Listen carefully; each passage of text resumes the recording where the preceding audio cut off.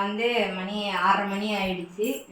கொஞ்சமாக சில்லி மணி எத்தனை 6:44. Okay sorry நான் பார்க்கல. நான் வந்து ஒரு குத்தி மதிப்பாக சொல்லிட்டேன். இப்போ வந்து சிக்கன் நம்ம எடுத்துகிட்டு வந்தோம். கொஞ்சமாக கிரேவிக்கு எடுத்து வச்சுட்டு மீதி வந்து சில்லிக்கு பிசைஞ்சு வச்சுருந்தேன். இப்போ வந்து சில்லி போட்டிருக்கேன். தம்பி வந்திருக்கா இல்லைங்களா, ஸோ அவனுக்கு சில்லி பிடிக்கும். 4 பேர் உட்காந்து சாப்பிட சொல்லிட்டு சில்லி பிடிச்சி வச்சுருக்கேன்.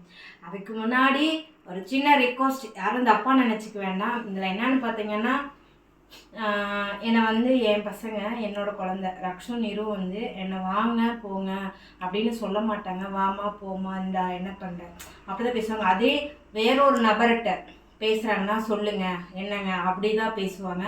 அம்மாட்ட மட்டும் எங்கள் பிரபாக்கா கூட கேட்டாங்க, ஏன்டா அம்மாட்ட அப்படி பேசணும்.